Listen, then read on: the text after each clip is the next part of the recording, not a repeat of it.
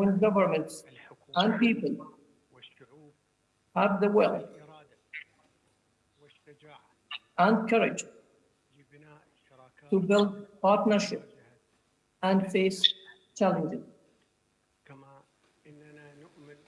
We also believe that only partnership can overcome today's conflicts and overlapping challenges, the most important of which are food and energy security, climate change, and healthcare.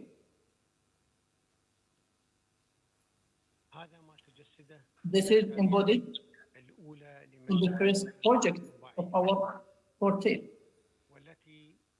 which have focused on food, climate-smart agriculture, solar and wind energy, and energy storage.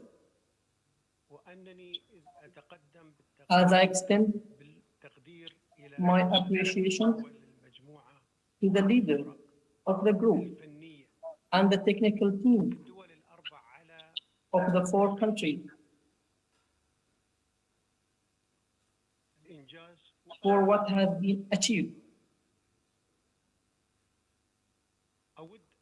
I would like to emphasize the importance of giving priority during the coming period to research and development, healthcare, and space.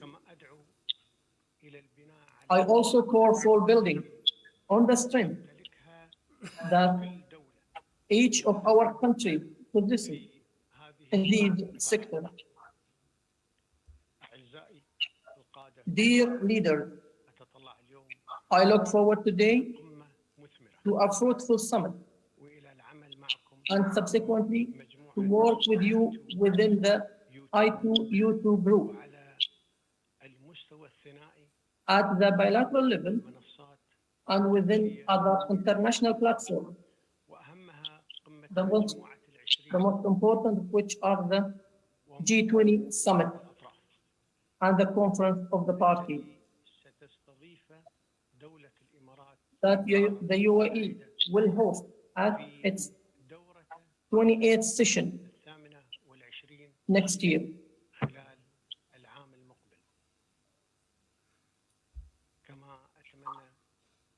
I also hope that our quartet will be a model for those who desire peace and prosperity and will provide evidence for the great opportunities lost through conflicts and squandered by blind extremism at the expense of people eager to live a good life. Thank you. Thank you, President. It is my honor to invite the Prime Minister of the State of Israel, His Excellency Yair Lapid, to deliver his opening statement.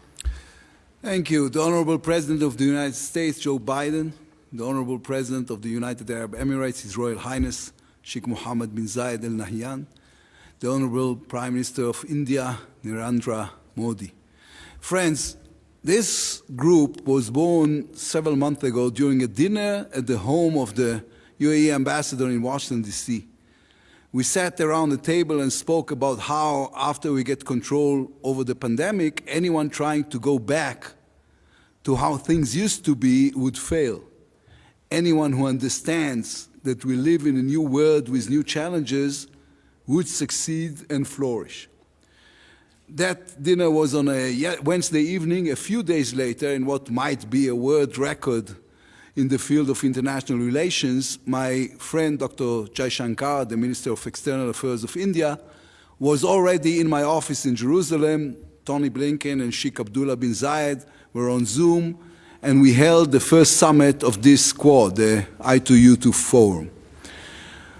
Our starting point was that in the new world we live in, we need to improve our ability to cooperate quickly, to make the most of our comparative advantages, to put the right advanced tech together with the right resources. We need to think in new terms when it comes to energy, food security, and water tech, defense, and trade. Each one of our countries brings very different challenges and very different qualities to the table. But that is what makes our potential even greater. In the 21st century, challenges are local, but solutions are global. Let me give you two quick examples. The entire world is dealing with issues relating to food security. The combination of the climate crisis, the war in Europe, and the COVID-19 pandemic has created global food insecurity. Food security is going to be the main issue in Africa, and Latin America, and East Asia, and of course in the Middle East.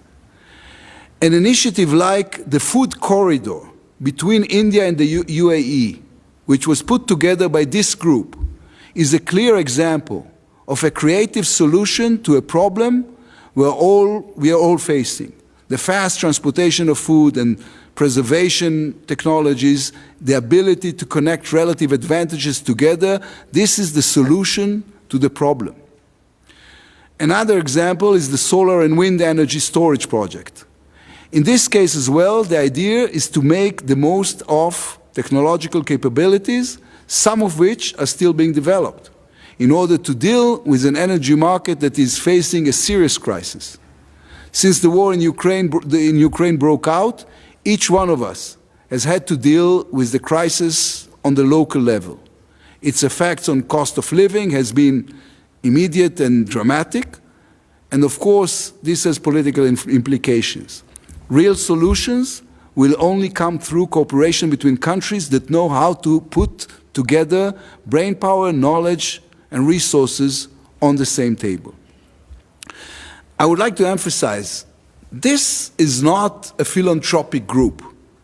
We want to change the world for the better, but we are also creating relative advantages for our countries, for our businesses, for our science sector. In both projects that I mentioned, lists of local companies and relevant technologies have already been shared. Our goal is for the private market to be a full partner in this initiative. This group is interesting because we are 4 very different countries, but when we started talking, it became clear we all want the same things. For our children to be warm in the winter, for them to have food on the table and clean water from the tap, for them to enjoy a quality education and advanced healthcare and transportation infrastructure. We also want to reduce the damage our generation inflicted on climate and the environment. These are big challenges. No single country, no matter how big or how rich, can deal with them alone. On the other hand, I also believe, and this is part of the idea behind this meeting, that groups that are too big may end up being ineffective. This Quad is, in my view, the correct model. Our advantages are clear to one another, and so are all our needs. We can create enough flexibility and a mechanism that can make fast and smart decisions. At the same time, we can always find ways to create ad hoc connections with countries that want to advance projects with us. The projects I mentioned are just the beginning. The list is ongoing. Our role as leaders is to push our teams as hard as possible to research the fields in which real change can be made, to examine new projects, to bring them to the table, to connect them with the scientific and business communities. The world is watching this meeting. This shows that something special is happening here, a new kind of economic and regional cooperation that is more flexible and better adapted to the problems we face. The diplomatic and economic results that will emerge from this meeting will highlight our commitment to a new kind of cooperation. In this partnership, each country and each partner brings their own strength so that the whole is greater than the sum of its parts. This is just the beginning. Thank you. Thank you, Prime Minister. It is my honor to invite the President of the United States of America, the Honorable Joseph R. Biden, Jr., to deliver his opening statement. Thank you very much, Prime Minister Lapid, for convening this group for the first time at a leaders level. Prime Minister Modi, President Ben Zayed, thank you for the work you're doing, deepening the linkage and the muscle cooperation between critical partners in the Middle East and Indo-Pacific to deliver important, very important projects for all our peoples. The simple truth is this: the challenges we face in the world, our world in the 21st century, demand that we find new ways of working together. Whether it's accelerating climate crisis, dealing with the accelerating climate crisis, which is being felt here in the Middle East every single day, or growing food insecurity and volatile energy markets, made worse by Russia's brutal and unprovoked attack against its neighbor Ukraine. Or, as we've all experienced firsthand over the past 2 years, tackling the health security needs and economic fallout from the global pandemic. All these issues require cooperation and coordination, and none of us can mount a comprehensive response on our own. And the more we work together, the more we'll see the benefits multiply and grow to advance our shared commitment to peace, stability, and growing prosperity. They all go together. When our foreign ministers first got together in this format last October, I think we all immediately understood the potential to advance a common agenda. It's about demonstrating the importance of practical impacts of building Israel's normalization and economic integration, using these trusted partnerships to crack down on common challenges. Our nations represent some of the most innovative, technologically capable, and entrepreneurial people on the planet. At every step, we should be asking, what can we achieve together? The first two projects that we're tackling together on food security and clean energy are designed to take on two of the most urgent crises affecting people around the globe. Food insecurity. The UAE's investment to develop integrated agricultural parks across India with the support of the American and Israeli private sector experts has the potential to sustainably increase India's food yields in the region threefold in just 5 years.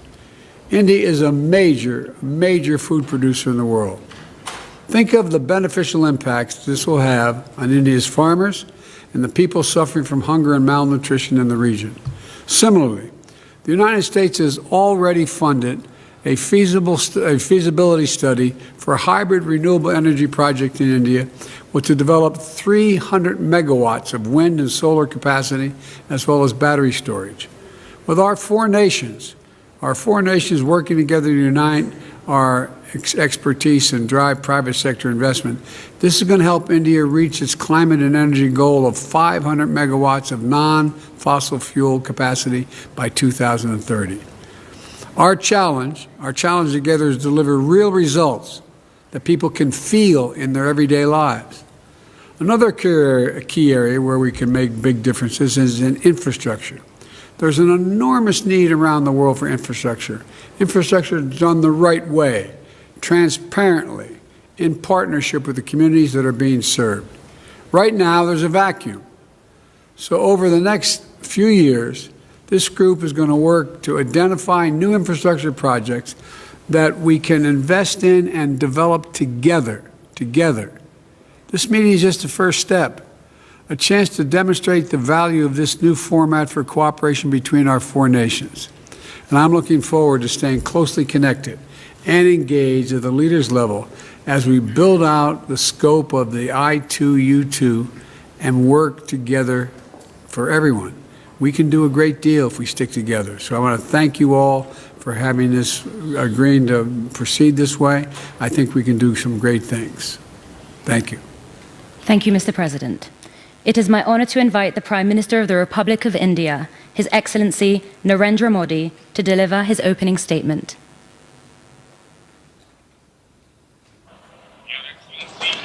Your Excellency, Prime Minister Lapid, Your Highness, Sheikh Mohammed bin Zayed al-Nahyan, Your Excellency, President Biden. First of all, my warmest congratulations and best wishes to Prime Minister Lapid on assuming the office of Prime Minister. My heartfelt thanks to him as well for hosting today's summit. This truly is a meeting of strategic partners.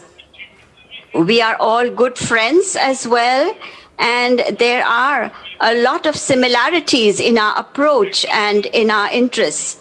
Excellencies, Your Highness, the I2U2 has established a positive agenda from its very first summit today. We have identified joint projects in several areas and have also made a roadmap to take them forward. Under the I2U2 framework, we have agreed to increase joint investment in 6 important areas: water, energy, transport, space, health, and food security. It is clear that both the vision and agenda of I2U2 are progressive and practical. We can give an impetus to our agenda by mobilizing the mutual strengths of our countries, that is capital, expertise, and markets, and we can make an important contribution in this way to the global economy. In the midst of increasing global uncertainties, our cooperative framework is also a good model for practical cooperation. I am sure that with the I2U2, we will make an important contribution at a global level in the areas of energy security, food security, and economic growth. Thank you. Thank you to the distinguished leaders. We will now continue to the closed dialogue between the leaders. The live broadcast will end here. Thank you to the press. Please kindly make your way out.